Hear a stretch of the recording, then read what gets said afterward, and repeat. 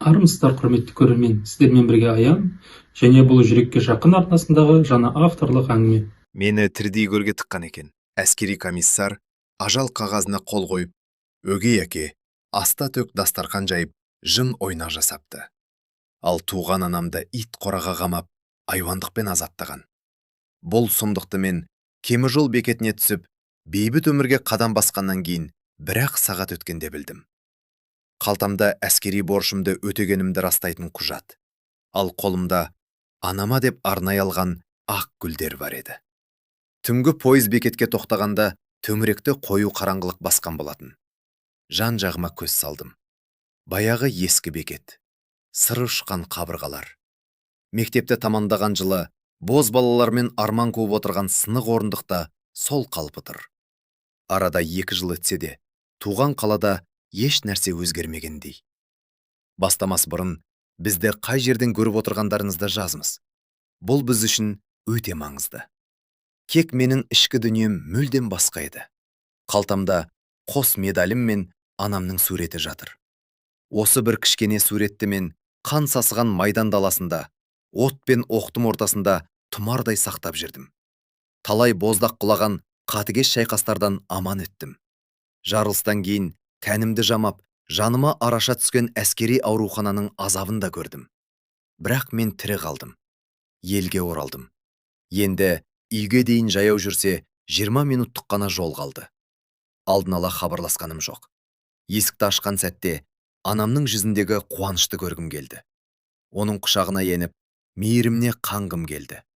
Дастарқаннан шыққан ыстық нанның иісін сезіп, маңдайымнан иіскегенін аңсадым. Ажалмен бетпе-бет келген еркек үшін мұндай сезімдер тым жұмсақ көрінер. Бірақ ана деген қасиетті ұғым.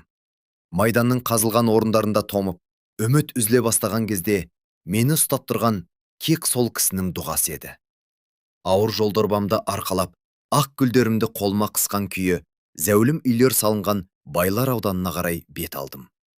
Ол жақта менің үйім деп айтудың өзі қиын еді. Балалығым ескі жұбыны пәтерде өтті. Анам Рүстем деген дәулетті адамға тұрмысқа шыққан соң, бәрі өзгерді. Өгей әкемнің қолында билік те, байлық та, тамыр таныста жеткілікті болатын. Ол бізді тар пәтерден көшіріп, өзінің үлкен сарайына әкелді.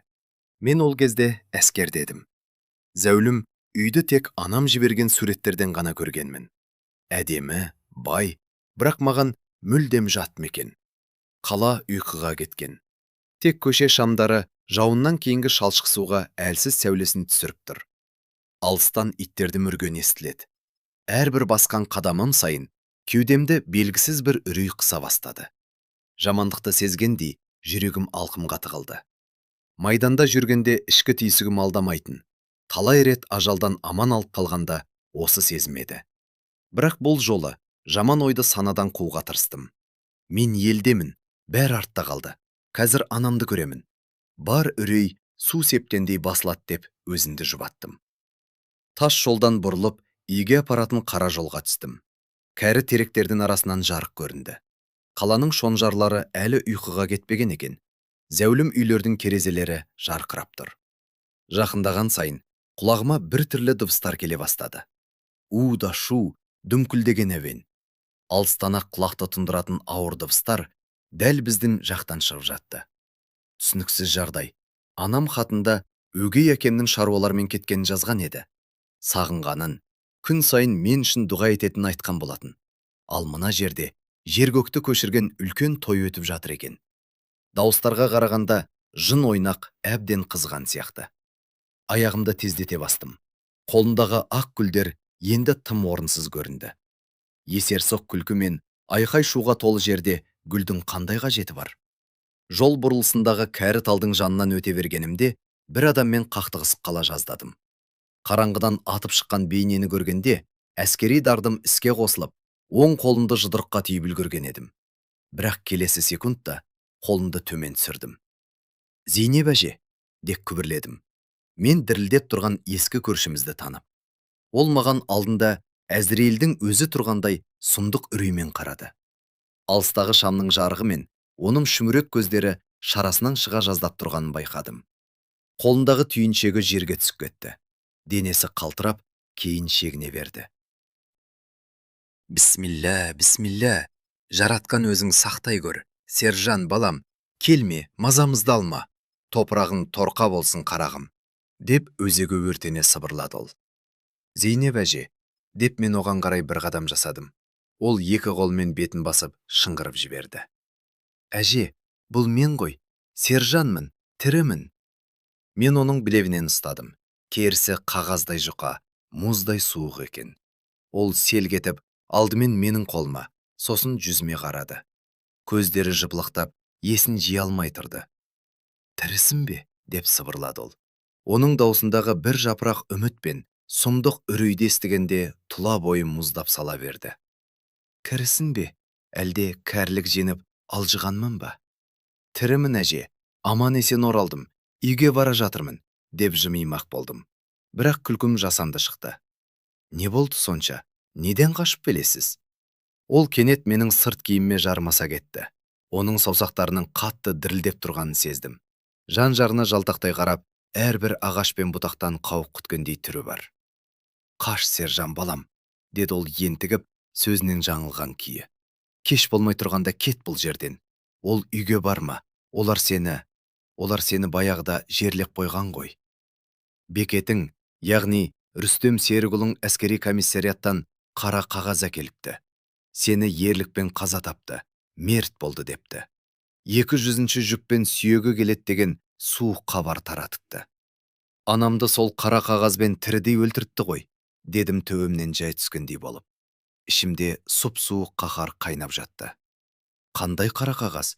Мен тірімін, мен осындамын. Зейнеп әже жан-жағына жалтақтай қарап, басын изей берді. Білемін, қарағым, білемін, бірақ сен тыңдашы.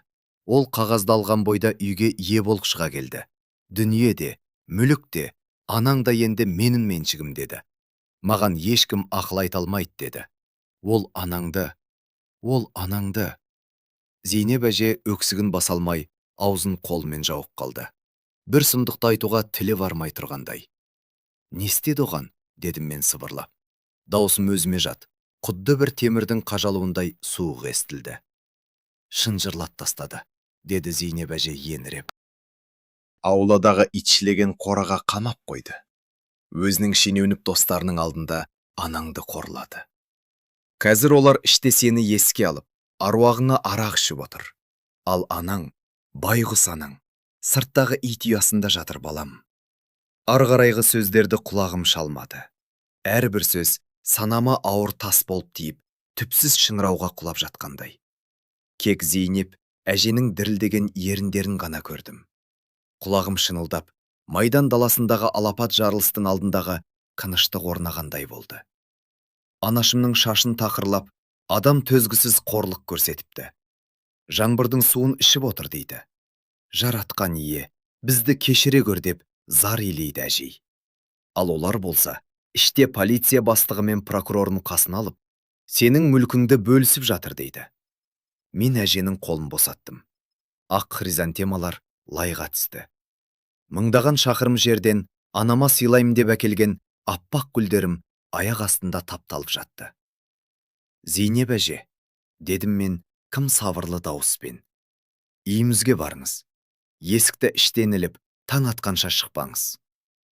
Сержан балам, бармашы, деп ол жеңіме жармасты. Олар сені өлтіреді.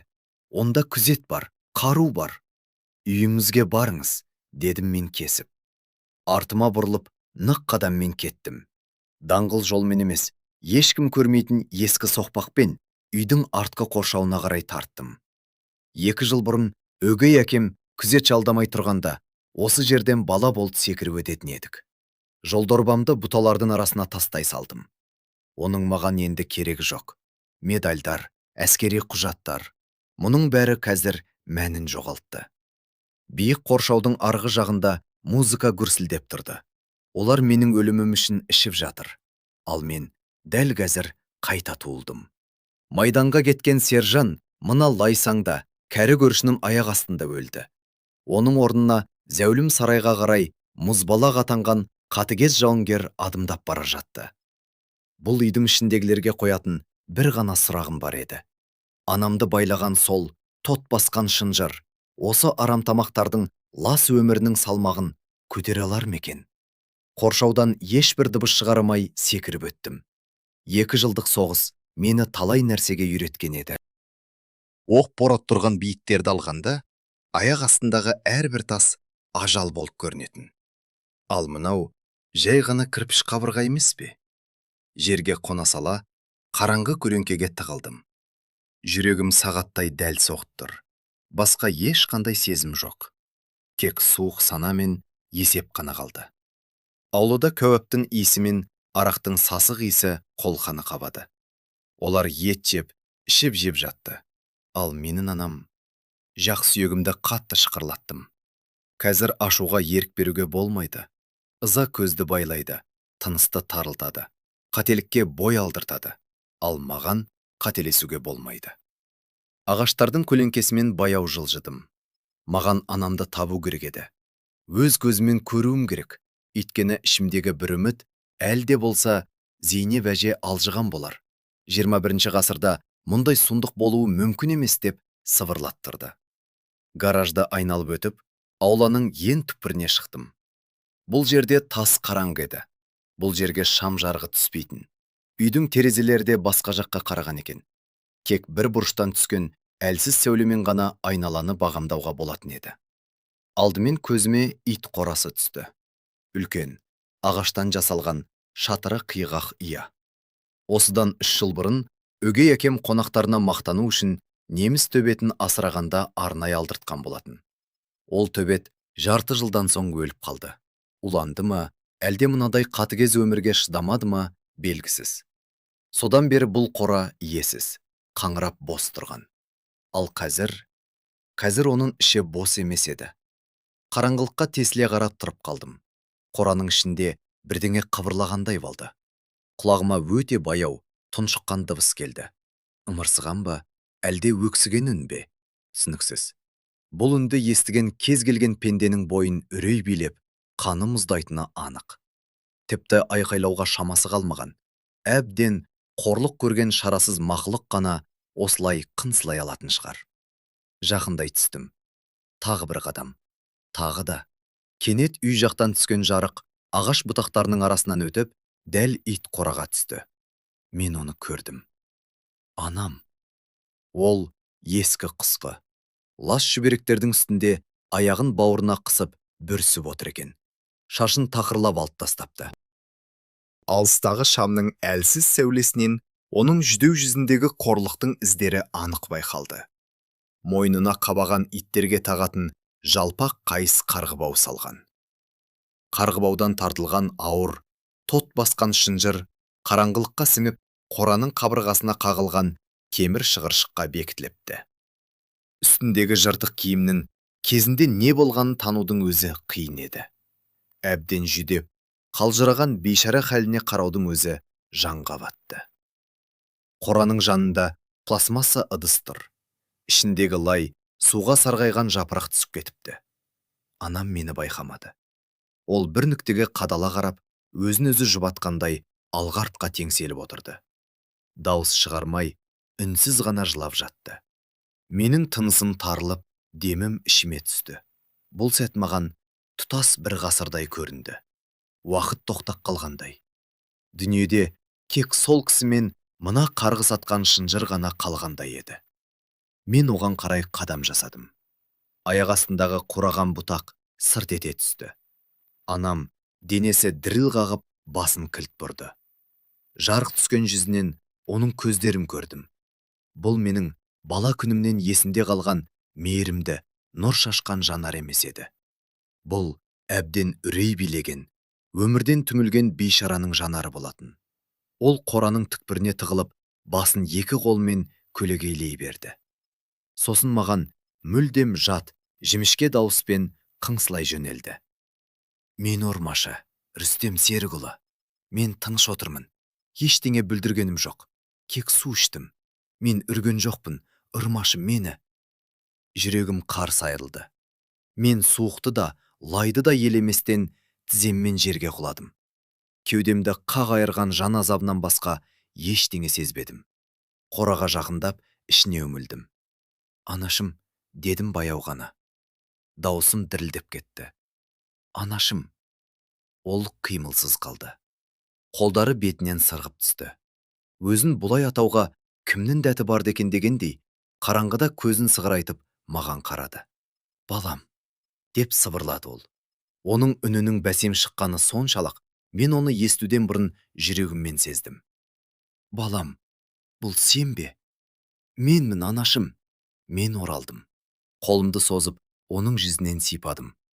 Керісі мұздай суық, қайрақ тастай кедір бұдыр болып кетіпті. Ол менің жанасуымнан селгете қалды да, артынша алақаныма екі қолмен жармасып бетім басты. Жып жылы, деді ол күрсініп. Тірі, жаратқан-ай, кірі екен ғой. Осы сәтте оның ішіндегі шемені жарылды. Ол жас баладай еңіреп жылап, бетін қолыма тығып, көз жасына малынған саусақтарынан сүйе бастады. Мен оны құшағыма алып, бауырыма қыстым. Жыртық киімнің астынан сойдиып шырықтырған қабырғаларын сезіндім. Суықтан, аштықтан және көрген қорлығынан оның бүкіл денесі қалтыраттырды. Жылама, анашым, жылама, деп сыбырладым, тақырланған басынан сипап. Мен қасындамын, енді ешқайда кетпеймін, бәрі жақсы болады. Кет бұл жерден. Ол кенет мені итеріп жіберді. Жанарында қайтадан қорқыныш ұшқыны пайда болды. Балам, тез қаш, олар сені өлтіреді. Онда Рүстем, оның достары, прокурор жүр. Қолдарында қаруы бар, бәрін сатып алған. Ол егер оралсаң, сені тірідей көмемін деген. Қаш! Мен ешқайда қашпаймын, анашым. Мен сәл шегініп, Шынжырға қарадым. Қайыс қарғыбал тастай бекітілген, құлпы мықты, кілтсіз ашу мүмкін емес еді. Бірақ Шынжыр бекітілген жердегі темір шығыршықтың айналасындағы ағаш әбден шіріп кетіпті. Ылғал мен жауын өз дегенін істеген екен. Шыдаңыз, анашым, қазір. Мен орнымнан тұрдым. Аяғымды қораның қабырғасына тіреп, Шынжырды қолыма орадында, бар күшіммен жұлып қалдым. Майданда шегінерге жол жоқ екенін сезіп, гранатаның сақинасын қалай жылсам, дәл солай жұлдым. Сырқ еткен дыбыс шығып, шығыршық шірік ағашпен бірге суырылып түсті. Анам шыңғырып жіберді. Бірақ мен оны бірдем қолыма көтеріп алдым. Қанаш, анашым, тыныш. Сен боссың. Естисің бе? Енді азатсың. Мен оны қорадан алып шығып, кәрі алма ағашының түбіндегі құрғақ шөптің үстіне жатқыздым. Ол әрі де сене алмай, бәрі көзден бұл ұшатын сағындай көрініп, маған жәудірей қарады. Осында отыра тұрыңыз, деп мен оны күртеммен қымтадым. Мен қазір ораламын. Қайда барасың? Ол менің қолымнан күтпеген қайратпен қатты қысып ұстады. Барма ол жаққа, құлыным. Керек емес. Құдайларынан тапсын. Кетіп қалайық бұл жерден. Қашайық. Мен баруым керек, анашым, дедім іштей тынып. Сосын музыка гүрсілдеп, есерсоқ күлкі естілген, менің өлімімді тойлап, біздің дүниені бөлісіп жатқан зәулім үйге көз салдым. Мен олармен жай ғанана сөйлесем деп өтіріп айттым. Олармен тілдесу менің ойымда да жоқ еді. Қолыма ораулы тұрған Шынжырға қарадым. Ұшында шірік ағашы бар ауыр, тот басқан темір. Үнсіз әрі қорқынышты, таптырмас қару. Мен қазір келемін, анашым. Артыма бұрылып, үйге қарай адымдадым. Әскери кеудешемнің қалтасында өткір пышақ жатқан. Бірақ бүгін оның қажеті болмайтынын ішім сезді. Бұл түні мен басқа нәрсені сезінгім келді. Анамды қорлап, байлақ қойған мына темірдің салмағымен, олардың тасыған күшінің қалай сынғанын өз қолыммен сезгім келді. Әуен жер көкті жаңғыртып тұрды. Үлкен әйнек терезеден іштегілердің сұлбасы көрінді. Өгей әкем Рүстем Серікұлы қолына шарап құйылған ыдыс ұстап, кеңкілдеп бірдеңені айтып тұр. Оның жанындағы жұмсақ орындыққа шалқая жайғасқан, иығында үлкен шен жұлдыздары бар полиция киіміндегі адам отыр. Түріне қарағанда полиция бастығының дәл өзі. Сәл әріректе көзілдірік таққан, шашы селдіреген, өзін зиялы санайтын біреу көрінеді. Бұл прокурор еді. Халықты қорғауға тиіс осы адамдар, керісінше, тірі жанның ит қорада азаппен өліп бара жатқанын біле тұра, ішіп-жеп, мәз-мейрам болып отыр. Үйді айналып өтіп, электр қуатын тарататын жәшікті таптым. Баяғы ескі, таныс жәшік. Кезінде мұның тетіктерін өзім ауыстыратынмын. Есігін ашып, алақанымда қосқышқа қойдым. Қазір бұл жер тас қараңғы болады. Ал қараңғыда барлаушылар мектебінде үйреткендей, күте білген және тыңдай білген адам ғана қожайын. Қосқышты төмен қарай кілт тартып қалдым. Жер көкті көшірген әуен кілт үзілді. Жарық сөнді. Зәулім сарай қою, көзге түртсе, көргісіз қара түнекке батты. Үй ішінен айғай-шу, әйелдердің шыңғырған дауысы мен мас адамдардың былапыт сөздері естілді. Мен шынжырды қолыма мықтап орадым да, қараңғылыққа қарай қадам бастым. Гараждың қабырғасына тақалып, тым-тырыс тұра қалдым. Айнала қою қараңғы. Бірде-бір жарық жоқ. Аспандағы айды бұлт жауып, жалғыз сәуле қоршаудың арғы жағында тым алыста қалған. Бірақ маған жарықтың керегі жоқ еді. Онда қанды майдан даласында мен қараңғыда кез келген мысықтан артық көруді үйренгенмін. Және естуді де. Әрбір қимылды, әрбір алған демді құрғақ жібермейтінмін. Үйдің іші азан-қазан. Әйелдер бір сұмдық болғандай бақырып жатыр. Ер адамдар жарықты қосуды бұйырып, дауыстарын көтере сөйлесуде. Бір жерде ыдыс аяқ сылдырлады. Қараңғыда біреу үстелді қағып кетті. «Күзет!» деген өгей әкеннің дауысы шықты. «Барда, қараңдар не болған?» Артқы есік айғары ашылып, баспалдаққа екі адам шықты. Сәл жарғырақ аспан аясында олардың бұлдыр сұлбасы көрінді. Біріншісі ауыр демалатын, денелі, толықтау адам. Екіншісі жастау, қимылы ширақ жігіт. Екеуі де қалта телефондарының шамдарын жақты. «Барда, электр жәшігін тексер», деді денелісі. «Ал мен осында күзете тұрайын». Ол қалтасынан темекісін шығарып тұтатты. Өздері өлдіге санаған адамның қараңғылықта екі қадам жерде тапжылмай тұрғанын ол сезгенде жоқ. Екінші күзетші басын изеп гаражға қарай беттеді. Тура маған қарай келе жатты. Мен қабырға мен құбырдың арасындағы қуысқа тығыла түстім. Кірпішпен бітей қайнасып, бірге сіңіп кеткендеймін. Демімді ішіме тарттым. Жүрегім сирек әрі бір қалыпты соғып тұрды. Нағыз аңду сәті. Ол басын бұрытта қарамастан жанымнан өте берді. Аяғының астына жарық түсіріп, ескі сындар туралы бірдеңені күбірлеп бара жатты. Ол менімен тұспа-тұс келгенде бір қадам алға жасадым. Бір ғана соққы. Өте дәл, мінсіз есептелген. Қолынан келетін барлық амалға мені соғыс үйреткен. Күзетші дем алыпты үлгермеді. Денесі босап, құлай бергенде артық дыбыс шығармай қағып алдым. Жерге ақырын ғана жатқызып, бөртегүл бұталарының арасына сүйреп апардым. Ес-түссіз жатыр, бірақ тірі. Таңертең басы зеңбіректей болып ауыр боянады. Және бұл оның осы түнгі ең үлкен олжасы болмақ. Темекі тартқан күзетші тоқылын лақтырып жіберді. «Ей!» деп дауыстады ол қара түнекке қарап. «Не болды? Көпке кеттің ғой, үнсіздік». «Ей, қайда кеттің?»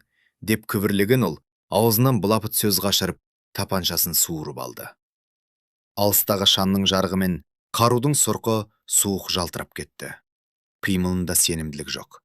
Ол төніп тұрған қауіпті сезбеді. Бұл жай ғана қару асынып жүруге дағдыланған ақымақ әдет еді. Ол оқпанын оңға солға кезек бағыттап гаражға қарай аяқ басты. Телефонның шамы өзінің көзін қарықтырып, екі жағындағы қараңғы тұстарды мүлдем көрінбестей етті. Мен оның ту сыртынан қара түнектен суырылып шықтым. Ол бірдемені сезгендей болды. Бәлкім сыбдырды естіді. Бәлкім арқасы мұздақ қоя берді. Ол тапаншасын кезенген күйі қырт бұрылды. Бірақ тым кеш еді. Ол қимылдап үлгермей жатып, мен оны бірақ соққымен сұлатып түсірдім. Күзетші қаруын қолынан түсіріп алып, еденге гүрс етіп құлады. Оның гүрсілдеп құлауына жол бермей, дедеулетіп қағып алдым да, серігінің жанына, шөптің үстіме ақырын ғана жатқыздым. Тапаншаны бұталардың арасына лақтырып жібердім. Бүгін маған қарудың қажеті жоқ. Менің көздеген ісіме мүлдем басқа аспап керек еді. Қолыма оралған шынжырға қарадым. Анамның денесінің жылуы әлі сақталған ауыр, тот басқан темір. Оны ауланың итіндей байлап қойған сол қарғыс атқан шынжыр. Үйдің ішіндегі айқай-шу әлі басылмаған. Біреулер майшамыз деп жатса, енді біреулер электр мамандарына қоңырау шалып әлек. Тағы біреулер қараңғыда байбалам салып жүр. Олар ажалдың табалдырықта тұрған сезген де жоқ еді. Мен ас үй арқылы ішке кірдім. Бұл жерде қуырылған еттің, қымбат кофе мен тәтті әтірдің иісі аңқып тұр екен. Пештің үстінде тойдың қалдықтары суып жатыр. Шұңғылда үйілген кір, ыдыс аяқ. Аста төк өмір сүрген екен, сөз жоқ. Қонақ бөлмеде майшамдар жағылыпты. Дәлізден соның әлсіз жарығы мен адамдардың дауыстарын байқадым. Бұл жай ғана жарықтың сөнуі деп шешкен олар әлдеқашан тынышталып үлгерген. Қазір тағы да ішеді, күледі, сосын бәрі баяғы қалпына түседі деп ойлады. Мен жуан емен бағананың пасасына жастырындым. Бұл жерден бүкіл зал алақандағыдай көрінетін. Көзіме түскен көріністен жақ сүйегім ауырғанша сімді қайрап, зығырданым қайнады. Дәмді асқа толған үлкен үстелдің басында солар отыр екен. Осы қаланың тағдырын шешетін, жұрттың үрейін ұшырып, қарғысына ұшыраған адамдар. Менің анамды ит қорада азаппен өлуге үкім еткен жауыздар. Үстелдің төрінде өгей әке, Рүстем Серікұлы. Беті қызарып, жейдесінің жағасын ағытып тастаған. Қолында шарап толы ыдыс бар. Оның жанында жағымпаз көмекші жігіті бәйбішедей бәйек болып, тағы да ішімдік құйып, қожайынның көзіне жәутемдеп қарап тұр. Рүстемнің оң жағында полиция бастығы, Ғалым Болатұлы. Жұртты тәртіпке шақырудың орнына, қалтасын қампайтуға дағдыланған ауыр мінезді, қатал жанарлы адам. Үстіндегі формасы қап сияқты салбырат тұрса да, ығындағы шен жұлдыздар жарқырайды. Оның жала қалатын жалғыз себебі де сол жұлдыздар ғана. Қарсы алдында шашы селдіреген, көзілдірік таққан қатаң пішінді прокурор Асқар Уәлиұлы отыр. Қандай қылмыскер болса да судан таза, сүттен ақ етіп шығарып, ал жазықсыз жандайтты қылуға келгенде алдына жан салмайтын жылтыраған сұмным нақ өзі. Ал азаматтар, деп өгей әке ыдысын көтерді. Сержанның аруағы үшін алып қояйық. Сақтан алмады ғой жігіт, жатқан жері жайлы болсын. Топырағы торқа болсын, деп полиция бастығы ыржия күліп қостай кетті. Мазасыз неме еді, деп қосты прокурор алдындағы қазыны шайнап жатып. Әділдік іздеп қоймайтын. Ал әділдік дегеннің қайда екенін білесіздер ме? Қайда екен? Деп сұрады жағымпаз көмекші жымсқылана күліп. Ақша мен билік қайда болса, әділдік те сонда, деп Рүстем мырс етті де көмекшісінің арқасынан қағып қойды. Ең бастысы, қағаздарын тап-таза етіп рәсімдеп тастадық, деп сөзін жалғады прокурор. Анасын ақыл есінен ауысқан деп таныттық. Енді бәрі сенікі, Рүстем Серікұлы. Мына зәулім үйде, банктегі шоттарда, орталықтағы пәтерде. Ешкім мін таба алмайды. Ал шешесі не болады деп сұрады полиция бастығы. Ыдысына тағы да ішімдік құйып жатып. Шешесінде реттейміз деп Рүстем дауысын бәсендетті. Бірақ мен әрбір сөзін анық естіп тұрдым. Ертең жекеменшік емханадан адамдар келеді. Мәжбүрлі түрде емдеуге алып кетеді, бақылауда болады. Ал ол жақта өздеріңіз білесіздер, жындыхана деген нәзік мәселе. Жүрегі шыдамай кетуі әбден мүмкін. Тек абайлаңдар деп, прокурор көзілдірігін түседі. Ешқандай шу шықпасын. Оған қарсы кім сөз сөйлей алады, деп Рүстем екі қолын жайды. Жалғыз ұлы мерт болды. Әйелдің қайғыдан қабырғасы қайысып, ақылынан адасты. Бұған бәрі сенеді. Олар дуылдаса күлді. Мәре-сәре болып, қарындары тойған жауыздардың күлкісі. Мен жуан бағананың көлеңкесінде үнсіз тұрып, олардың менің анамды қалай өлтірмек болып жоспар құрып жатқанын тыңдаттырдым. Менің өлімімді желеу етіп, арам пиғылдарын асырып, маған бұйырмаған дүниені ортаға салып, талабайлап отыр екен. Өлім шыққан үйде аза тұтудың орнына, обал мен сауапты ұмытқан бұл пасықтар, қолға тиген байлыққа мас болып, шат-шадыман той жасап жатты. Рүстемнің қасындағы шашбауын көтерген жағымпаз жігіт оның құлағына бірдеңе сыбырлады. Өгей әке қарқылдап күліп, оның арқасынан қағып қойды. Анау да мәз болып жалпылдай түсті. Жалған дүниенің жалтырағына алданғандардың керемет өмірі. Көңілдақ. Мен қолындағы шынжырды ағыттым. Темір шығыршықтар бір-біріне соғылып, бәсең ғана сылдыр етті. Да шудың ішінде оны ешкім естіген жоқ. Мен қараңғыдан жарыққа қарай адымдадым. Асықпай, тығылмай, жай ғана алға шығып, олардың көз алдында тұрдым. Мені бірінші болып әлгі жағымпаз байқады. Оның жүзі қуарып, жанары шарасынан шыға жаздады. Ол аузын ашты. Бірақ шыңғырудың орнына алқымнан әлсіз, тыншыққан дыбыс қана шықты. «Не болды, ақымақ?» деп өгей әке бұрылды. Сөйтті де сіресіп тұрып қалды. Қолындағы ыдыс жерге түсіп кетті. Қымбат шімдік ақ дастарханға төгіліп, қоңырдақ қалдырды. Рүстем Серікұлының түсі көз алдында өзгеріп жатты. Қызарған жүзі сұрланып, кейін бордай қуарып кетті. Полиция бастығының қолы ақырын, өте баяу қимылмен қаруына қарай созылды. Прокурор шайнап жатқан асына қақалып, тамағын ұстап жөтеле бастады. «Бұл қалай?» деп сыбырлады, өгей әкем ерні ғана қимылдап. «Бұл сен ғой, өліп қалған жоқпысың?» дедім мен бәсең дауыспен, тым сабырлы, тым суық үнмен. Олар үн қатпады.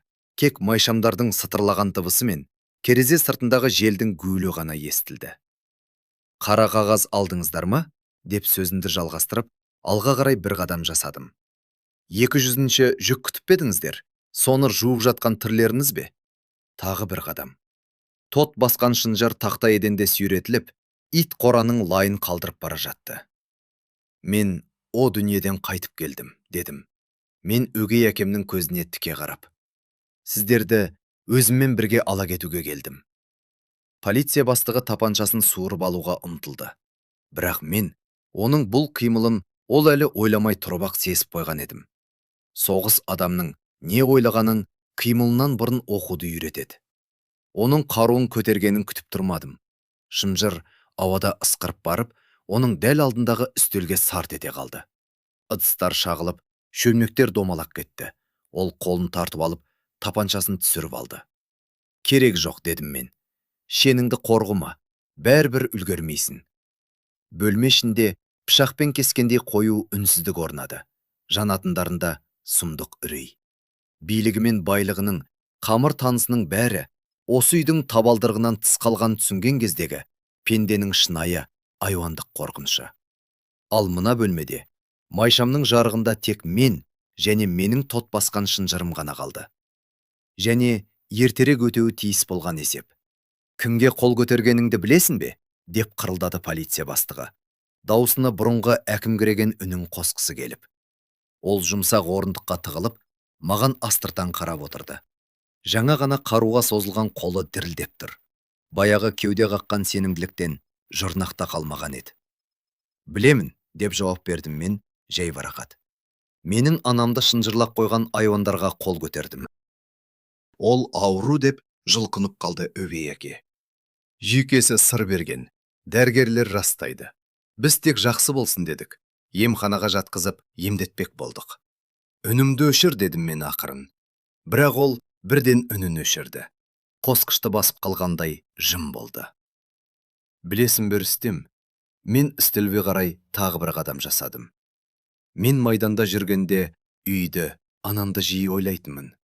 Оның мені күтіп, нан пісіріп, дұға оқып отырған елестететінмін. Жағдайы жақсы шығар, сен оған қамқор болып жүрген боларсың деп ойладым. Мен үстелдің астына тығылуға тырысып жатқан прокурорға көз салдым. «Ал сіз демек, құжаттарды дайындадыңыз ғой. Ақыл есі дұрыс емес, мәжбүрлі түрде емдеу керек. Жүрегі шыдамайды деп пе едіңіз? Керемет ойлап тапқан екенсіздер, тап-таза».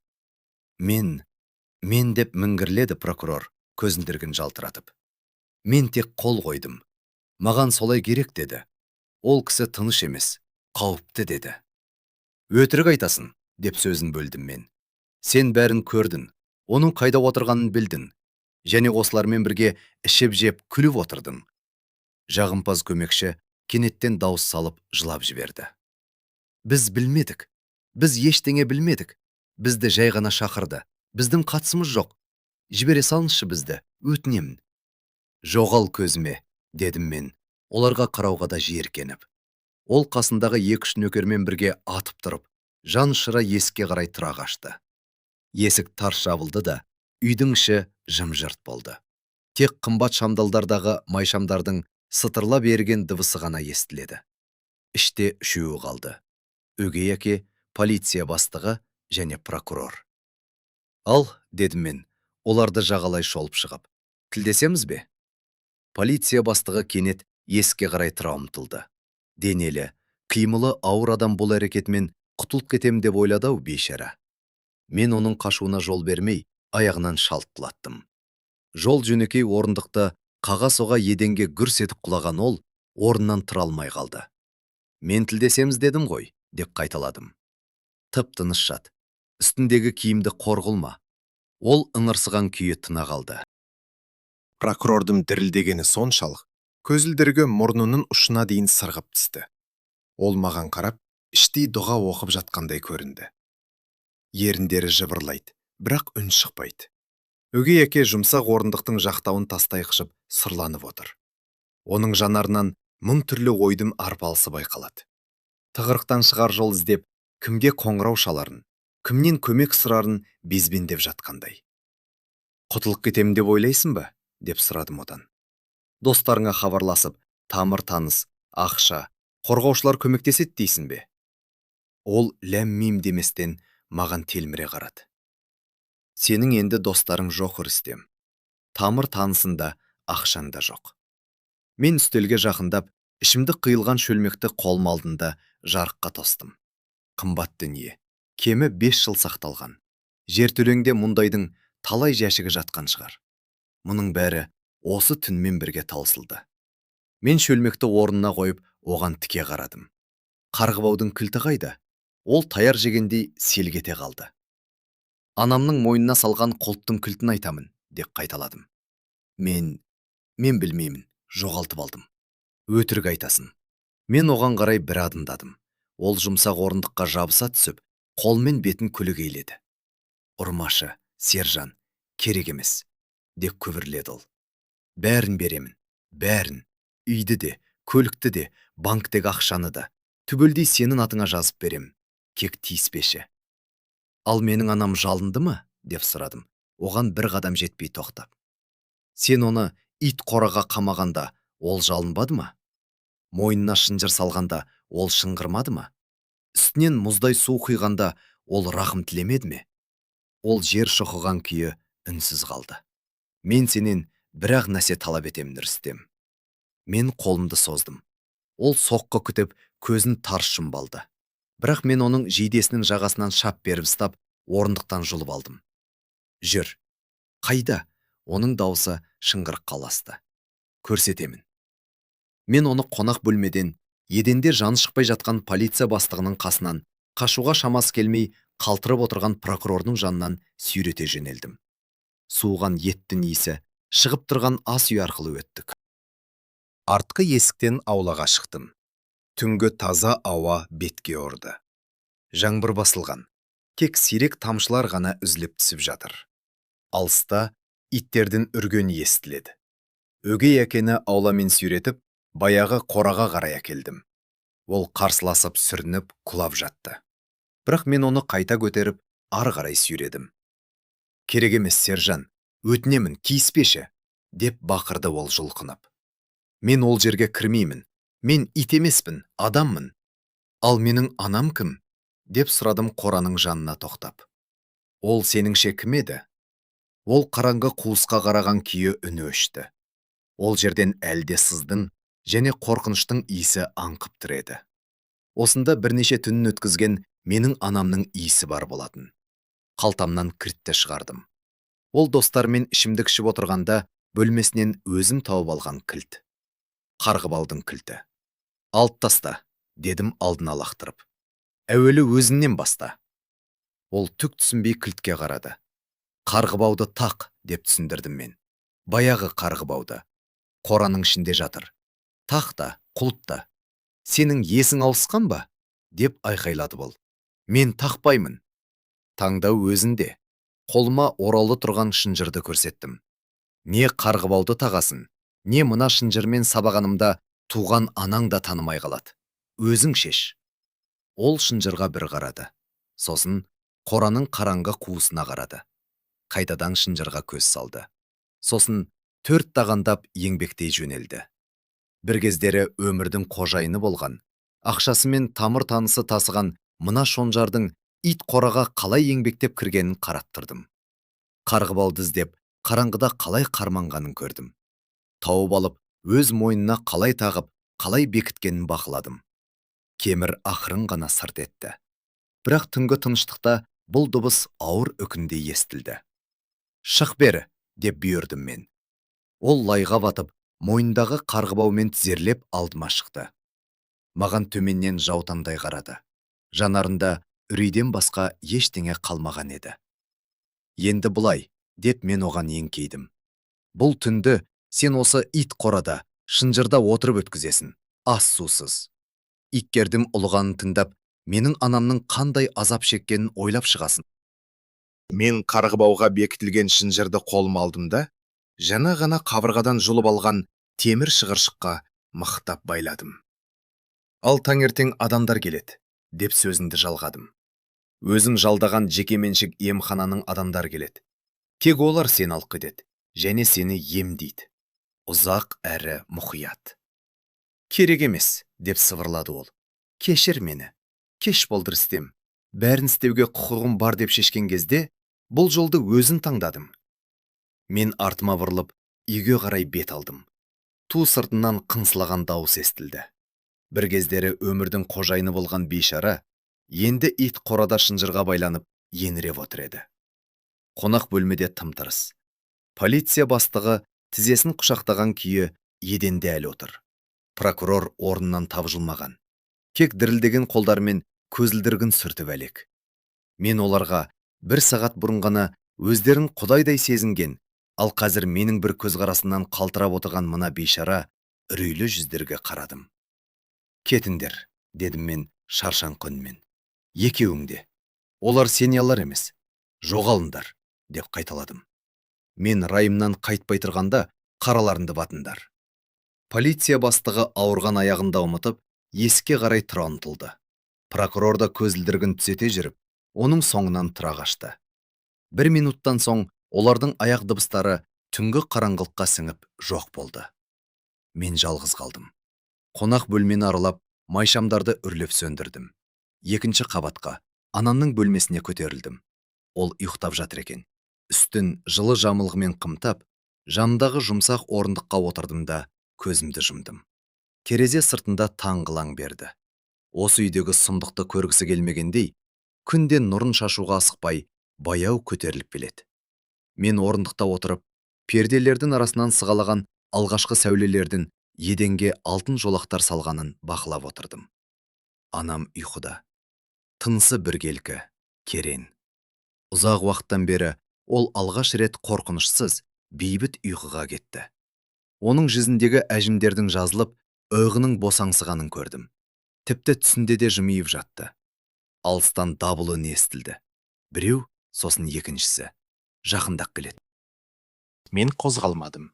Жай ғана отырып күттім. 10 минуттай уақыт өткенде, аулада көліктердің тежегіші шиқылдап, есіктер тарс-тұрс жабылып, қатаң бұйрықтар беріле бастады. Аяқ дыбыстары көбейді. Ауыр етіктердің тарсылы, қару-жарақтың сатыры. Төмеменде есік тарс етіп ашылды. «Арнайы жасақ, үй ішін тінтуде. Ешкім орнынан қозғалмасын». Мен орнынан тұрып, бөлменің есігін аштым. Дәлізде оққа қар киген, бетперделі адамдар қаттап жүр. Автомат оқпандары дәл менің кеудеме қадалды. «Қолыңды көтер, тізеңмен тұр, кез бол». Мен қолдарымды баяу көтердім, бірақ тізе бүгуге асықпадым. Бөлме жаққа басын изедім. Ол жақта анам ұйықтап жатыр. «Ояттаңдар оны». Топ командирі екенін иығындағы белгісінен таныдым. Ол бір қадам алға жасап, менің жүзіме үміле қарады. «Сен сержансың ба?» «Менмін». Ол автоматын төмен түсірді. Өз адамдарына бұрылды. «Тоқтатыңдар, бұл өзіміздің жігіт». Жауынгерлер босаңсыды, бірақ қаруларын жинамады. Командир жақындап келіп, бетпердесін шешті. Жүзі шаршаңқы, жел қаққан жанар жеті. Әскери адам әскериді бірден таниды. «Арнайы жасақ командирімін» деп өзін таныстырды ол. Тұтқынға алу және қарулы шабуыл жасалды деген хабар түсті. «Ешқандай тұтқын жоқ», дедім мен. «Анам ұйықтап жатыр. Қалғанын өздерін көріп шешерсіңдер».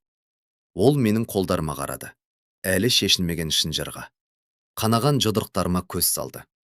Сол оқиға ма? Деп сұрады ол бәсең дауыспен. Қандай? Бүкіл қала шулап жатыр ғой. Ол терезе жаққа басын изеді. Көршілердің бәрі таспаға тартып алыпты. Ғаламторда өріп жүр. Ит қорадағы анаң туралы да, қонақтар жайлы да, сенің қалай оралғаның туралы да. Мен үн қатпадым. Сабыров өз адамдарына бір, маған бір қарады. Төменге түсуіңді өтінем. Онда тергеушілер келіп қалды. Жауап беруің керек. Жедел жәрдем дәрігерлер де бар. Анаңның денсаулығын тексеруі қажет. Тек тыныш болсын, деп қайталадым. Егер оятсаңдар, аямаймын. Ол езу тартып жымиды. Түсіндім, у-шусыз болады. Мен дәлізге шықтым. Жауынгерлер екіге айырылып, маған жол берді. Біреулер қызыға, біреулер құрметпен. Енді біреулер сынай қарап тұрды. Төменгі қабатта нағыз аласабыран болып жатыр екен. Үйдің іші адамға толы. Полиция, кергеушілер, криминалистер, жедел жәрдем дәрігерлері, азаматтық киімдегі әлдебір шенеуніктер. Бәрі жарыса сөйлеп жатыр. Фотокамералардың жарқылдаған жарығы көз қарықтырады. Біреулер қатты дауыстап бұйрық берсе, енді біреулер қағазға бірдеңе түртіп әлек. Ал аулада баяғы ит қораның жанында қалың тобыр жиналыпты. Көршілер, қызықтаушылар, тілшілер қауымы. Олар өгей әкемді ит ұясынан қалай шығарып жатқанын көру үшін бастарын созып сығалап тұр еді. Рүстем Серікұлы шынжырда 6 сағат бойы тапжылмай отырған болатын. Үсті басы лай, әбден жүдеген, мойнына қарғыбау таққан кейпі. Оны сүйреп шығарып жатқанда, ол қарсыласуға да талпынған жоқ. Тек жер шұқыған күйі үнсіз тұрды. Жедел жәрдем дәрігері оны қарап, басын жайқап, планшетіне бірдеңе түртіп жатты. Азамат Сержанов маған азаматтық киімдегі қолтығына құжат қыстырған, түрі шаршаңқы бір адам жақындады. Аға тергеушімін, жүрміз, тілдесуіміз керек. Алдымен анамды көрейін деп жауап қаттым мен.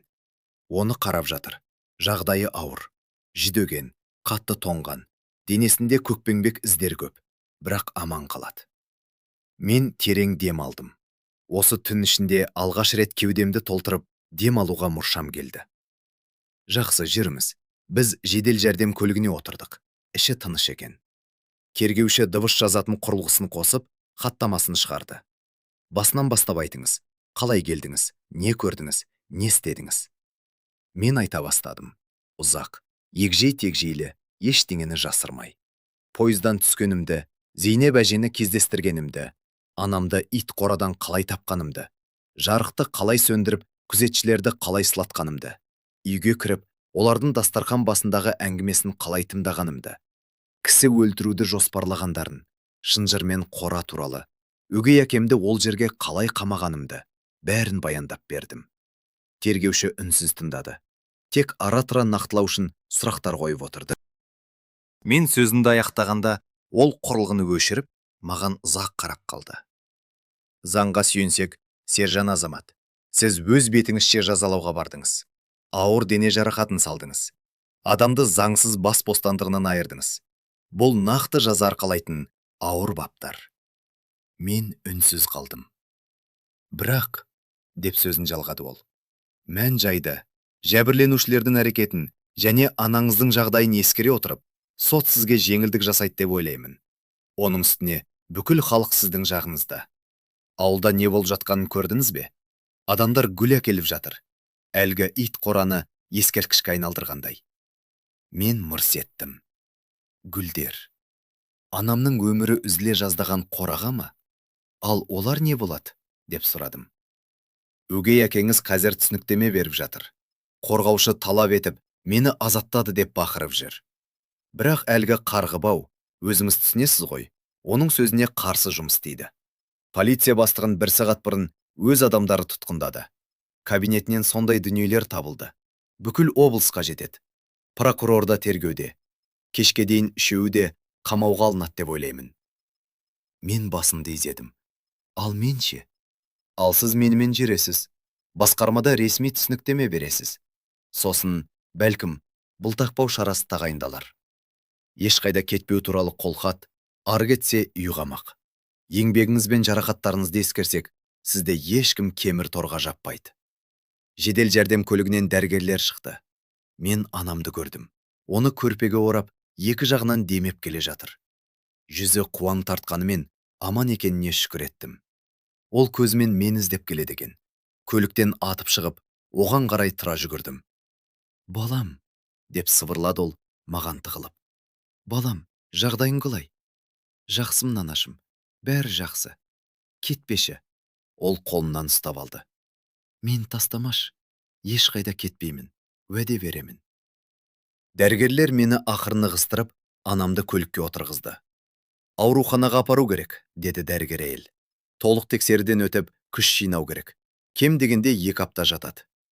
«Мен барам, анашым», деп айқайладым соңынан. Қолым босаған бойда бірден барам. Ол басын изеп, көз жасы аралас жымиды. Есіктер жабылып, көлік орнынан қозғалды. Қызыл шамдары бұрылыстан таса болғанша соңынан қарап тұрдым. «Ал, кеттік пе?» Тергеуші өғімнан түртті. «Түсініктеме беру керек». Мен басымды изеп, оның соңынан ердім. Қақпалдында қалың тобыр жиналыпты. Кемі 50 шақты адам. Мен шыққанда бәрі шулап, қол бұлғап, кейбірі ду қол шапалақтады. «Жарайсың, сержан, дұрыс істедің. Берік бол, бауырым, біз сеніменбіз». Мен не дерімді білмедім. Жай ғана басымды изеп, көлікке отырдым.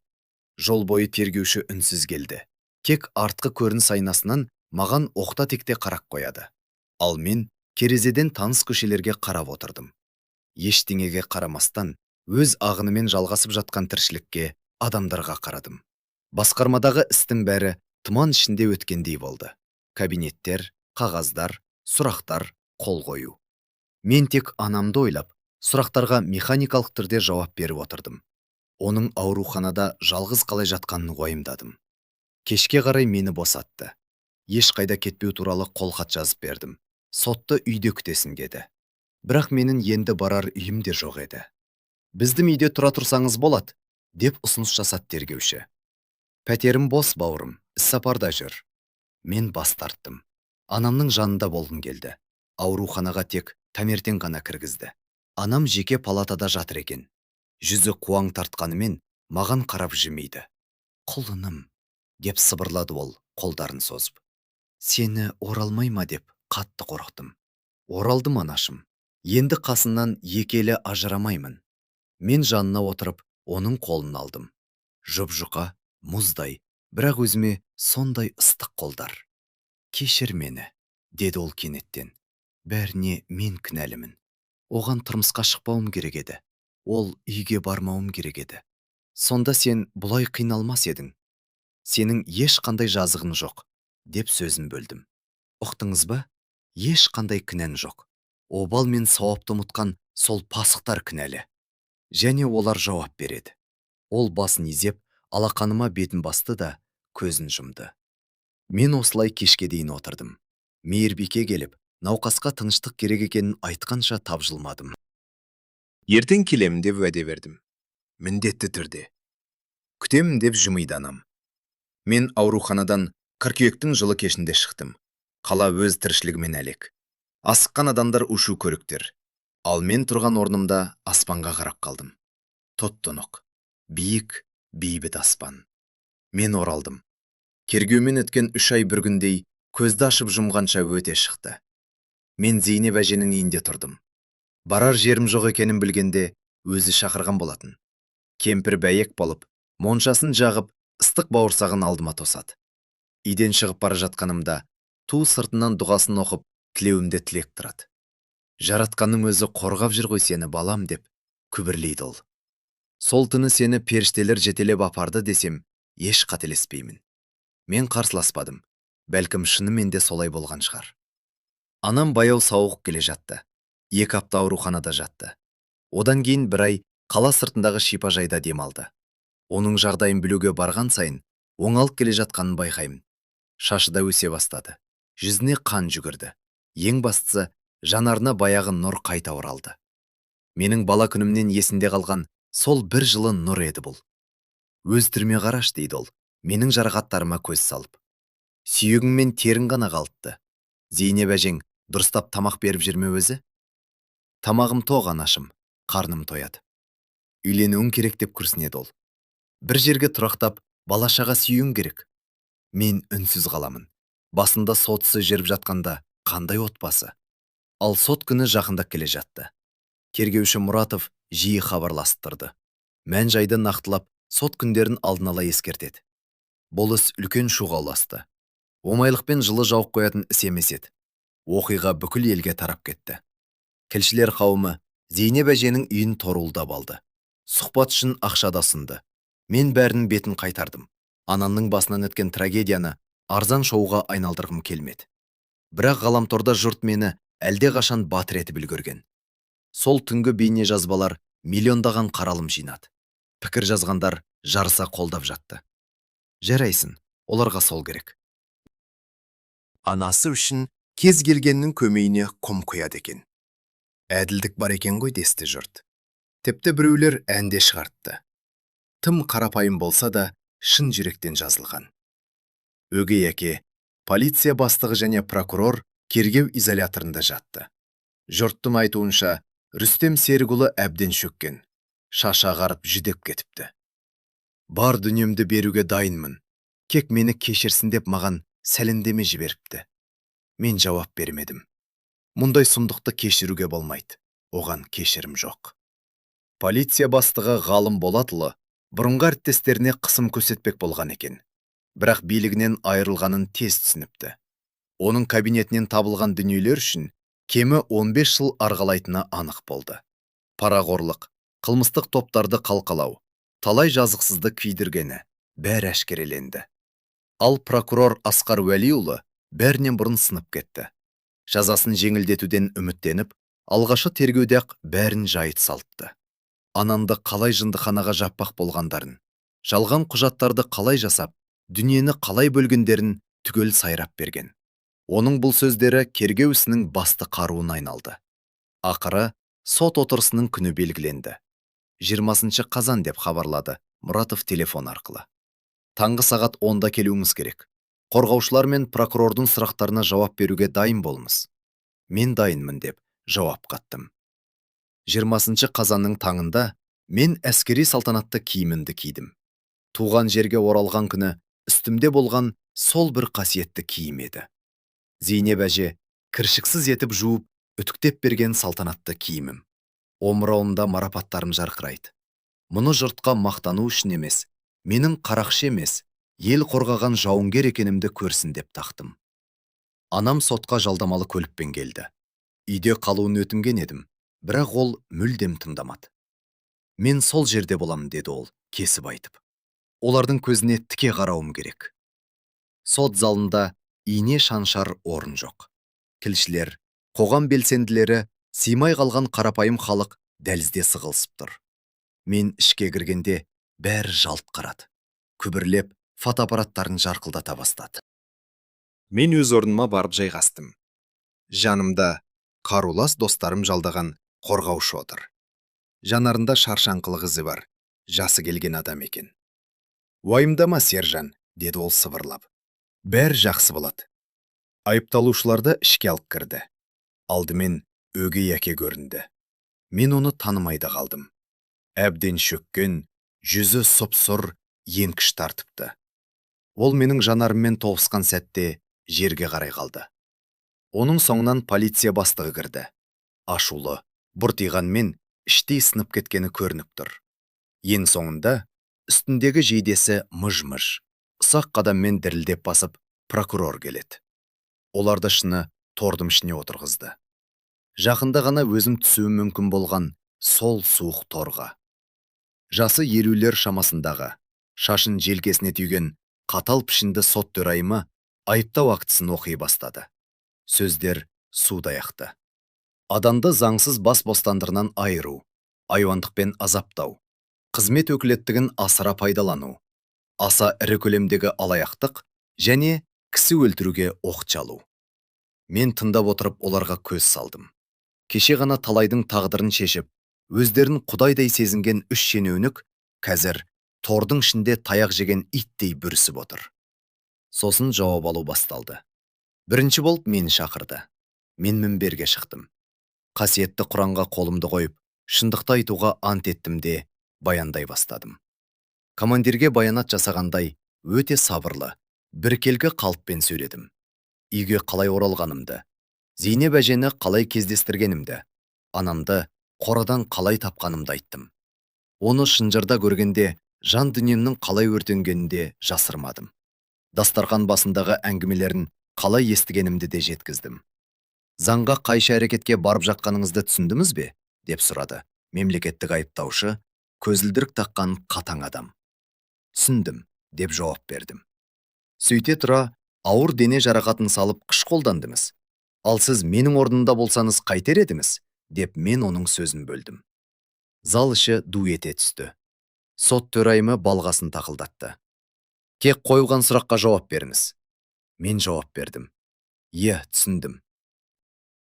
Егер анамды қорғау үшін тағы да солай ету керек болса, еш ойланбастан істер едім. Айыпталушылардың қорғаушысы орнынан атып тұрып, наразылық білдірді. Төрайым бәрін тәртіпке шақырды. Одан кейін анамды шақырды. Қолдарының дірілдеп тұрғаны көрініп тұрса да, мінберге тік басып барды. Шыны торға көз салды. Әлгі үшеуі бастарын бірдей төмен салды. Ажар ана, басыңыздан не өткенін айтып беріңізші, деп өтінді сот. Анам сөйлей бастады. Дауысы бәсең шықса да, залда орнаған тыныштықта әрбір сөзі анық естіліп тұрды. Қара қағаз келгеннен кейін өгей әкенің қалай өзгергенін айтты. Басында тек айғайлап, кейін қол көтере бастағанын баяндады. Оны қалай бөлмеге қамағанын, сосын жертөлеге, ал көршілер сұрай бастағанда ит қораға қалай ауыстырғанын айтып берді. Сарқыппен тамақтандырғанын, мұздай су шашқанын, достарымен бірге оған қарап қалай келеке еткендерін еске алды. Мен сол жерде өрік қалам деп ойладым, деді ол сөзінің соңында. Ұлымды енді ешқашан көрмеймін деп түңілдім. Бірақ ол келді. Мені құтқарып қалды. Егер ол болмағанда. Ол еңіреп жіберді. Зал ішіндегілердің де көздеріне жас келді. Тіпті қатал сот төрайымының өзі көзілдірігін шешіп көзін сүртті. Одан кейін куәгерлер сөйледі. Сөзінен жаңылып, қайта-қайта күбірлеп дұға оқса да, көргенін нық айтқан Зейнеп әже. Айқайды естісе де, араласуға қорыққан көршілер, анамның жағдайын растаған дәрігерлер, қорлық іздерін тапқан сарапшылар. Полиция бастығымен ештеңе білмедім, қатысым жоқ, жай ғана қонаққа кіріп шықтым деп ақталмақ болды. Бірақ нағыз мемлекеттік айыптаушы оның өтірігін телефон қоңырауларының жазбасымен тас-талқан етті. Өгей әке үнсіз қалды. Еденге қадалған күйі тіс жармады. Сот оған айтар сөзің бар ма дегенде ғана басын көтеріп, қырылдаған дауыспен тіл қатты. Кінәлімін. Бәріне кінәлімін. Кешірім сұраймын. Кеш болды, Рүстем Серікұлы. Тым кеш. Соңғы сөзді маған берді. Мен орнымнан тұрып, зал ішін шолып шықтым. Анамды, Зейнеп әжені, қолдау көрсетуге келген бейтаныс адамдарды көрдім. Шыны торға қарадым. Мен батыр емеспін дедім. Мен жай ғана ұлмын. Сіздердің әрқайсымыз өз анаңызды шынжырда көрсеңіз, дәл осылай істер едіңіз. Немесе істемес едіңіз. Бұл жерде әркім өз таңдайды. Мен анамды қорғалды таңдадым. Иә, заң алдында мен қылмыскермін. Бірақ жаратқан ие, мен өз ар-ұжданымның алдында арым таза. Рахмет. Сот төрайымы кеңесу бөлмесіне кетті. Біз 3 сағат күттік.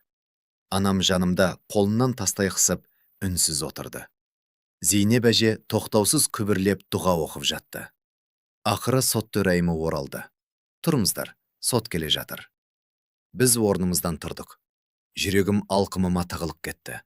Сот үкімет еді. Сөздер толассыз төгіліп жатты.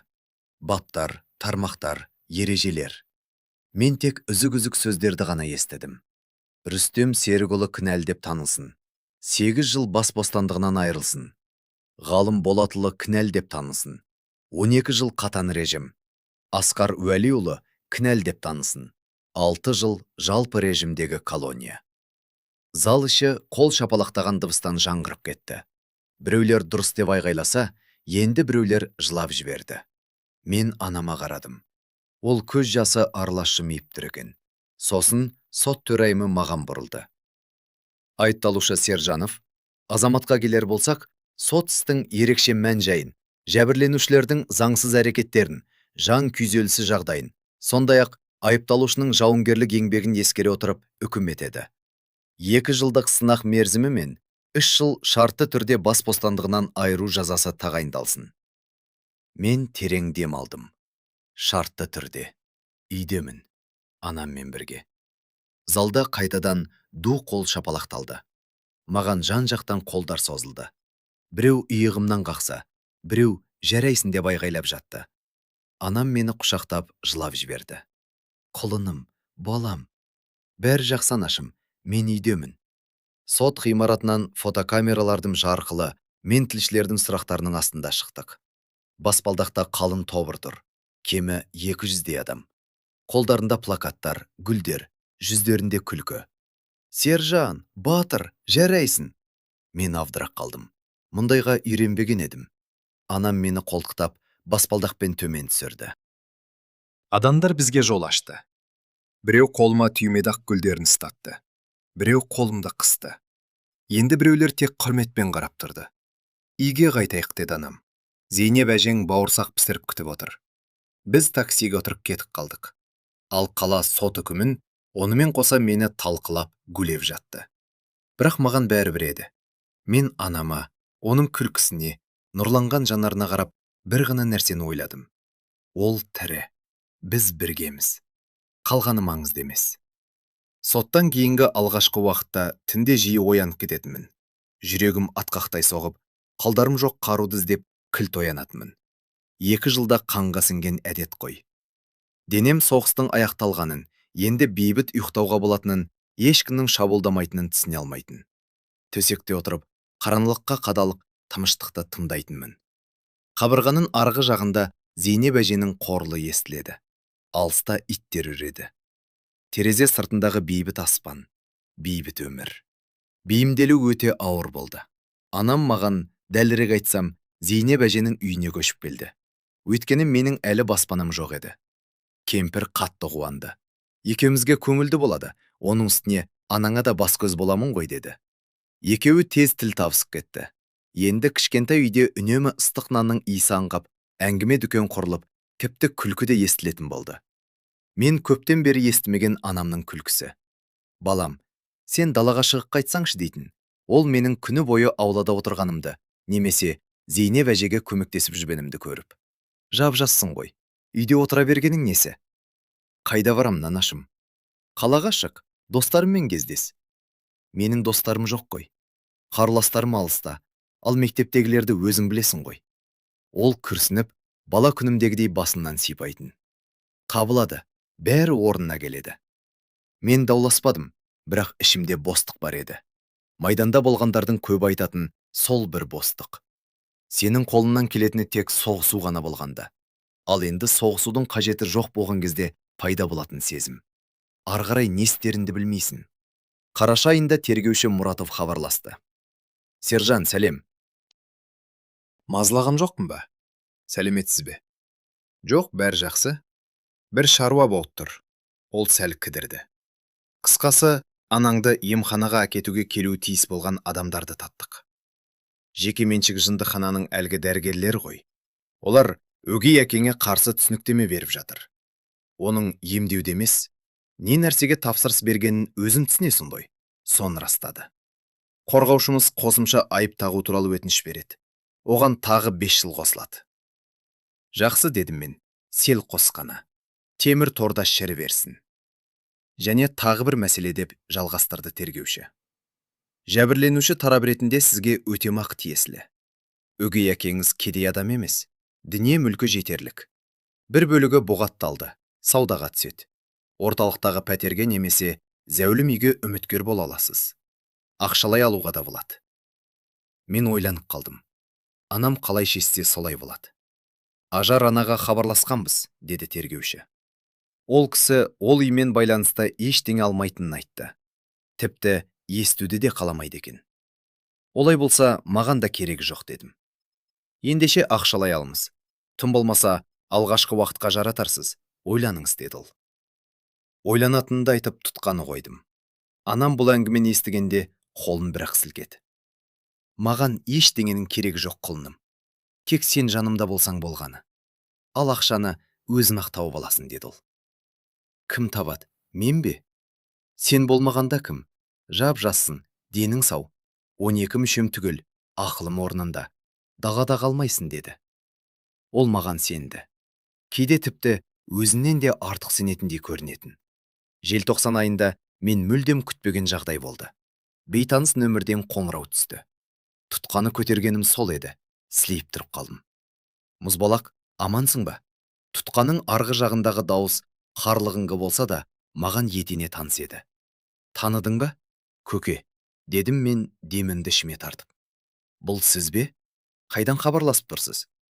Бұл біз сыртынан көке деп атайтын рота командирі, подполковник Саматов болатын. Мені елге әкеткенде ол қанды майданда қалған еді. Оның дауысын енді ешқашан естімейтін шығармын деп ойлағанмын. Тірімін деп мысқылдап күлді ол. Жаралы болсам да аманмын. Астанадағы әскери ауруханада жатырмын. Бұл жақта сенің басынан өткен оқиғаны барлық арналардан көрсетіп жатыр. Хабарласып, жағдайыңды білейін дедім. Біз 1 сағаттан аса сөйлестік. Ол жігіттер туралы, жаңа тапсырмалар жайлы, кімнің шейіт болып, кімнің елге оралғанын айтып берді. Мен тыңдап отырып, ішімдегі ұзақ уақыт бойы мұз болып қатқан бір сезімнің еріп жатқанын байқадым. Сен берік бол, деді ол сөзінің соңында. Егер бірдеңе керек болса, хабарлас. Біз өз адамдарымызды далада тастамаймыз. Рахмет көке, дедім. Және тағы бір мәселе бар. Ардагерлерді қолдау, жұмыспен, тұрғын үймен қамтамасыз ету бойынша бір бастама көтеріліп жатыр екен. Мен сенің нөміріңді соларға бердім. Жақында хабарласады, сөйлесіп көрерсің, деді ол. Білмеймін ау, дедім күмілжіп. Қорықпа мұзбалақ, сен алғыр жігітсің. Әлі талай керек боласың, деді командир. Бір аптадан соң маған шынымен де қоңырау шалды. Ардагерлердің қоғамдық ұйымы екен. Жұмысқа орналасуға, әлеуметтік бейімделуге көмектеседі. Мен кездесуге барып, жігіттермен таныстым. Біреулер мен сияқты елге жаңа ғана оралғандар екен. Енді біреулер әлде қашан орнығып, қазір басқаларға қол ұшын созып жүргендер. Жұмыс орны бар, деді маған. Әскери кеудеше киген, егде тартқан бір азамат. Жастармен жұмыс істеу керек. Әскери отаншылдық клуб бар. Бозбалаларға қару ұстауды, бағдарлауды үйретесін. Тарихты айтып бересін. Бізге тәжірибесі бар, төсінде марапаты бар, дәл сендей жігіттер керек. Барасың ба? Мен оның шаршаңқы, бірақ сабырлы жанарына, самайындағы ақ шашына, қару ұстап дағдыланған салалы қолдарына қарадым. Барамын, дедім. Бұл менің ең дұрыс шешімім болды. Жаңа жылды үшеуміз қарсы алдық. Мен, анам және Зейнеп әже. Дастарханнан дәм төгіліп тұрды. Зейнеп әже өзінің тіл үйретін бауырсақтарын пісіріпті. Анам түрлі салаттарын жасапты. Мұндай дәмді тамақты соңғы рет қашан жегенімде есімде жоқ. Базардан мен әкелген шыршаға Зейнеп әженің сандығынан табылған баяғы ескі ойыншықтар ілінді. Жаңа жылыммен құлыным. Анам қолындағы шарын құйылған ыдысын менің ыдысыма тигізіп қойды. Бәріміз аман сау болайық. Айтқаныңыз келсін, анашым, деп басымды изедім. Зейнеп әжеде жаратқанға шүкіршілік етіп, бетін сипады. Тәуба, осы күнге де жеттік қой, деді ол қуанып. Терезе сыртында от шашулар атылып, бір жерде ән айтып, күліп жатқан адамдардың дауысы естіледі. Қатардағы қаланың қарапайым жаңа жылдық кеші. Ал менің жан дүниемде жылылық пен тыныштық орнаған еді. Ұзақ уақыттан бері алғаш рет өзімді осылай сезіндім. Қаңтар айының басында жұмысқа кірістім. Клуб бұрынғы мәдениет үйінің ескі ғимаратында орналасқан екен. Оны ардагерлердің қоғамдық мұқтаждықтарына берітті. Бөлмелер, спорт залы, жертөледегі ату алаңы. Оқ-дәрінің, кердің және ескі ағаштың иісі қолқаны қабады. Маған етене таныс, туған иіс. Маған 12-ден 17 жасқа дейінгі бозбалаларды тапсырды. Жұрт қиын балалар деп атайтын топ. Жағдайы төмен отбасылардан шыққан, мектепте тәртібі нашар, мінездері түгілдар еді. Мен оларға қарап, жасөспірім шағымды көргендей болдым. Ашулы, бағытынан адасқан, кімге еріктерін білмей жүрген бозбалалар еді. Сонымен былай дедім мен оларға алғашқы күні. Мен сендерді оқытуға келген жоқпын. Мен өмірде қалай аман қалу керектігін үйретуге келдім. Соғыста емес, мына қоғамда қалай өмір сүру керектігін айтамын. Кімнің тыңдағысы келеді, осында қалыңдар. Кім қаламайды, есік анау. Бәрі қалды. Ақпан айы көзді ашып жұмғанша өте шықты. Наурыз, сәуір. Таңертең ерте тұрып жұмысқа кетемін. Кешке ораламын. Анам қақпалдынан күтіп алып, ыстық тамағын беріп, жұмысымның қалай өткенін сұрайды. Зейнеп әже аз жедім деп бәйек болып, табағыма тамақ салып береді. Біртіндеп менің де жан дүнием жиби бастады. Түнгі үрейлер артта қалды. Кенет шыққан дыбыстан қолдарым өз-өзінен жұдырыққа түйілуін қойды. Мен шынайы күлуді үйрендім. Жай ғана жымию емес, шын жүректен күлетін болдым. Мамыр айында тергеуші хабарласты. Үкім заңды күшіне енді, деді ол. Өгей әкеңді колонияға жөнелтті. Полиция бастығында. Прокурор әлі изоляторда. Жіберілуін күтіп отыр. Барлық шағымдары қабылданбады. Өте жақсы, дедім мен. Өтемақы бойынша шештіңіздер ме? Ақша соттың шотына түсті. Анам келісімін берді. Аудара берсін. Сомасы қомақты. Үстіне кішкене қоссаңыздар, пәтер алуға жетеді, деді тергеуші. Көрерміз. Мен тұтқаны қойып ойланып қалдым. Пәтер. Өз баспанаң. Бұл ой маған мүлдем жат. Тіпті мүмкін еместей көрінді. Өмір бойы атанаммен не казармада, не окопта тұрдым. Өз бұрышым. Құлаққа біртүрлі естіледі екен. Не ойлап кеттің? Анам қолына нан толы тәрелге ұстап бөлмеге кірді. Жеп ал, анашым, дедім мен. Егер өзімізге пәтер алсақ қайтеді? Өз пәтеріміз. Ол тұрып қалды. Қандай пәтер? Өтемақы түсті, ақша бар. Шағым болса да өзіміздің үйімізді алсақ қайтеді? Ол жаныма отырып, үнсіз терезеге қарап қалды. Ал Зейнеп, әжеше, деді. Ол ақырын ғана. Оны жалғыз тастауға болмайды ғой. Ендеше бірге аламыз, деп жымидым мен. 3 бөлмелі, бәрімізге жетеді. Анам маған қарады. Жанарында жас шылтырады. Құлыным, шынымен бе? Әбден шынайы. Ол мені құшақтап бауырына басты. Жаратқан ие, саған мыңда бір шүкір. Бәрі үшін шүкір. Мен оның басынан сипадым. Шашы ұйғына дейін өсіп қалыпты. Жұп-жұмсақ, ақ кірген шаштар. Кірі, жып-жылы, менің анам. Бәрі жақсы болады, анашым. Уәде берем. Маусым айын пәтер іздеумен өткіздік. Қаланың жартысын аралап шықтық. Өзімізге ұнайтын тапқанша талайын көрдік. Бірінші қабаттағы 3 бөлмелі пәтер. Бірақ жеке есігімен шағын ауласы бар екен. Зейнеп әжеге жері бар екені қатты ұнады. Гүлегемін, деді. Анама үлкен, жарық сүй ұнады. Ал маған ше? Маған олардың қуанышты жүздері мен күлкісі ұнады. Шілде айында көшіп келдік. Көршілер заттарымызды тасуға көмектесті. Біреулер ыстық бәліш әкеліп жатты. Біреулер аулаға егетін гүлдердің көшеттерін әкелді. Мен осы қарбаласқа қарап тұрып ойландым. Міне, нағыз өмір осы екен ғой. Шынайы өмір. Біз соғысқан бейбіт өмір. Кешке бәрі тынышталған кезде аулаға шықтым. Ауруханада тастасам да, кемекі тұтатып орындыққа жайғасқым келді. Жай ғана отырып аспанға қарағым келді. Балам, анам жеңіл күртешесін жамылып артынан шықты. Тоңып қалмайсың ба? Жоқ, анашым, күн жылы. Ол жаныма отырып қолынан ұстады. Рахмет саған. Не үшін? Бәрі үшін. Өмір сыйлағаның үшін. Қасында бар болғаның үшін. Мен оны иығынан құшақтадым. Саған рахмет.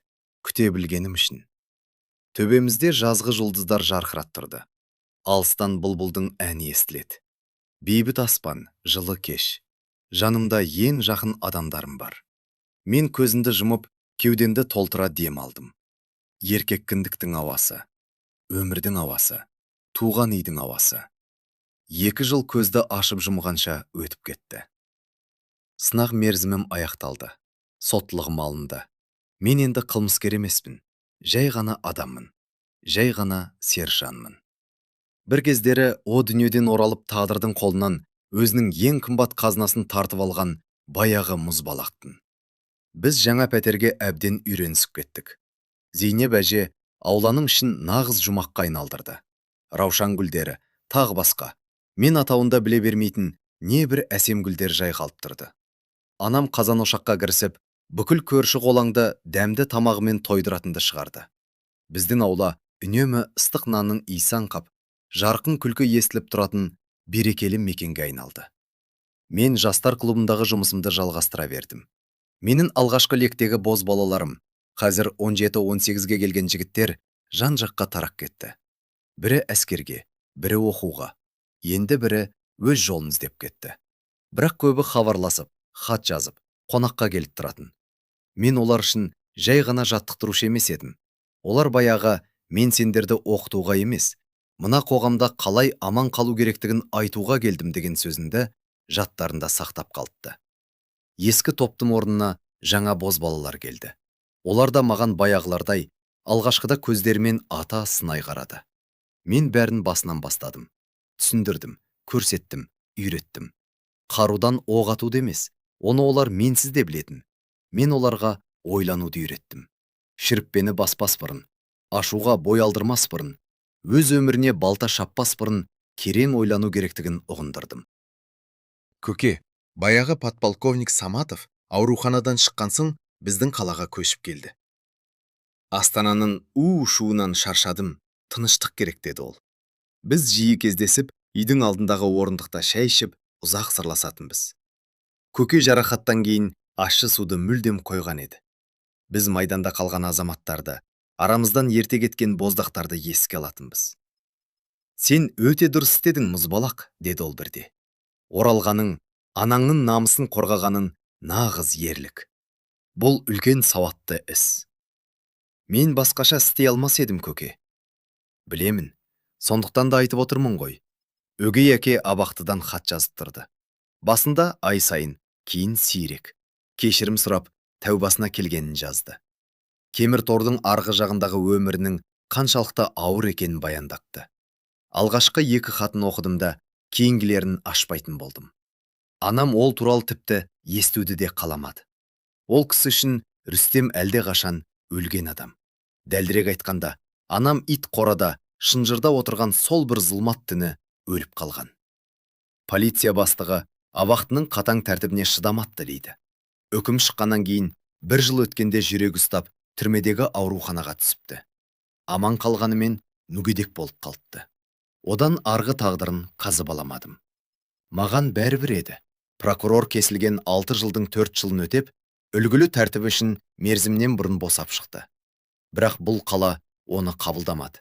Жұмыста, тамыр таныста, тіпті отбасы да теріс айналды.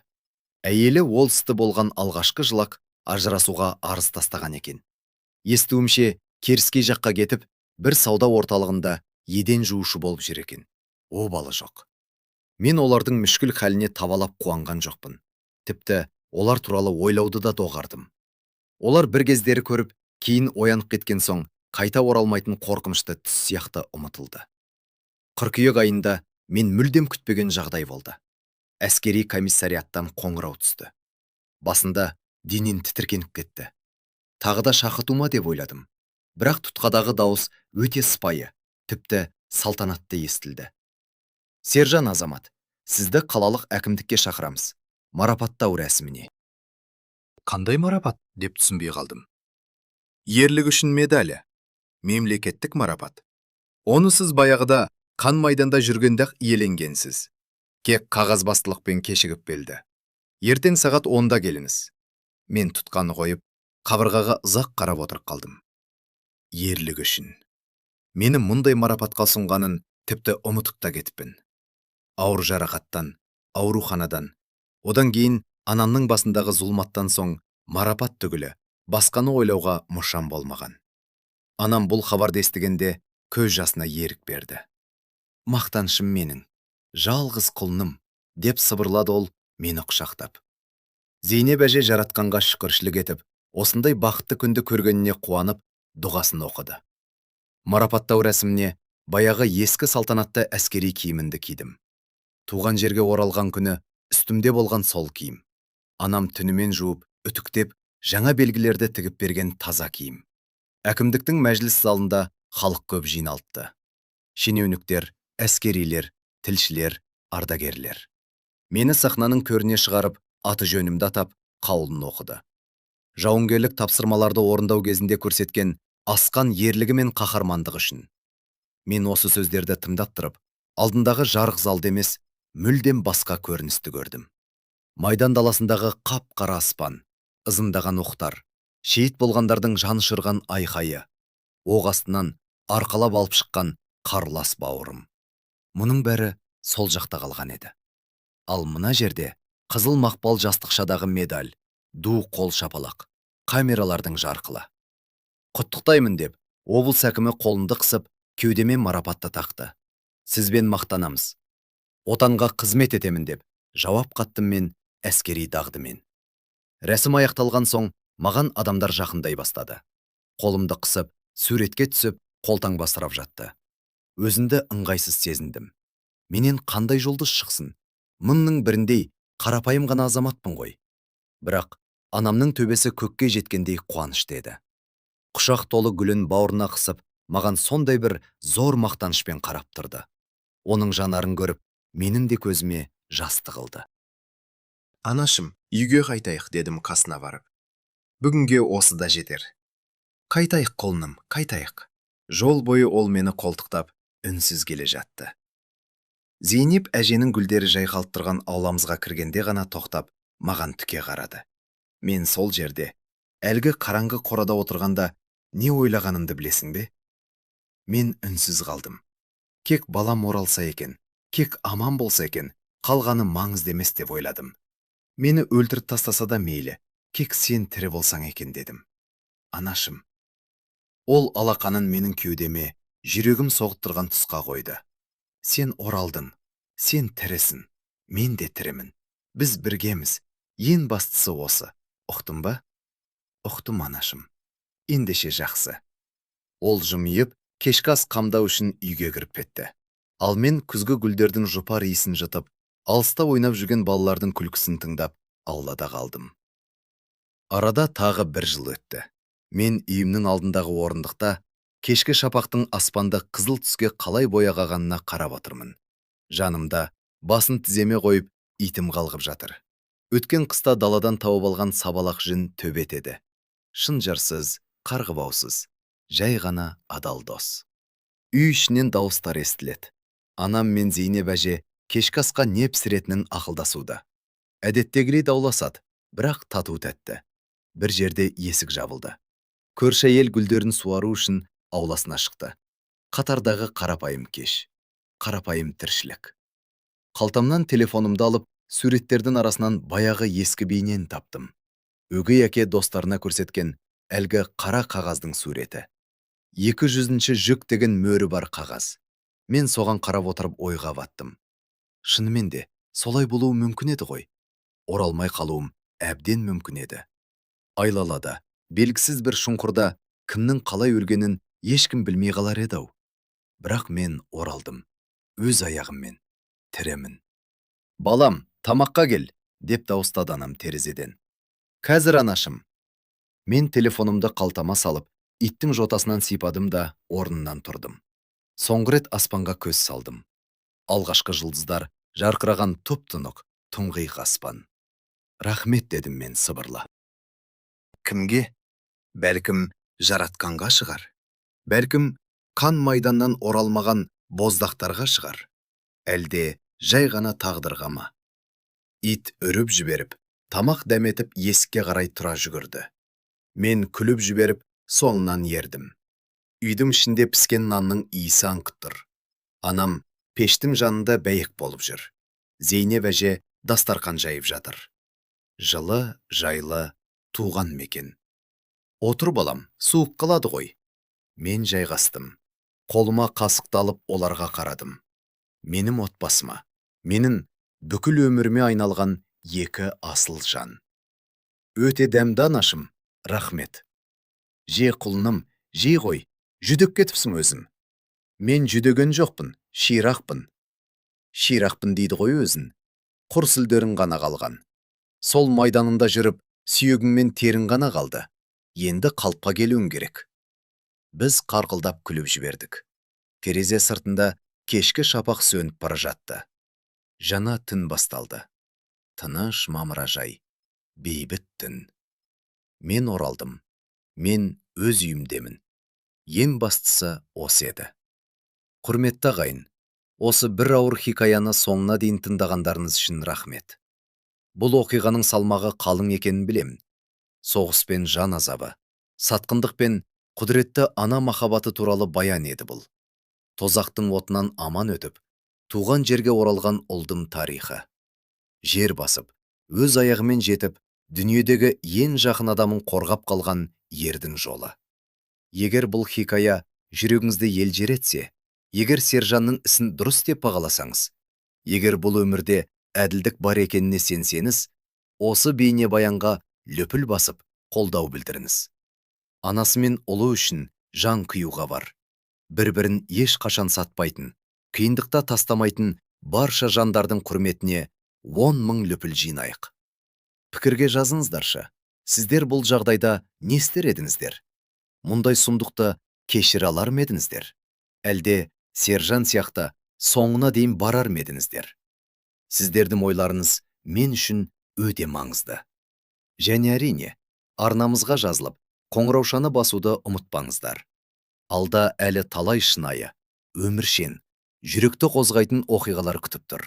Басынан аяғына дейін деміңізді ішіңізге тартқызып тыңдататын хикаялар әлі алда. Ата-аналарыңызды қадірлеңіздер. Жиі хабарласып, жақсы көретіндеріңізді айтып тұрыңыздар. Себебі олар тірі тұрғанда, біздің әрқашан оралар туған үйіміз бар.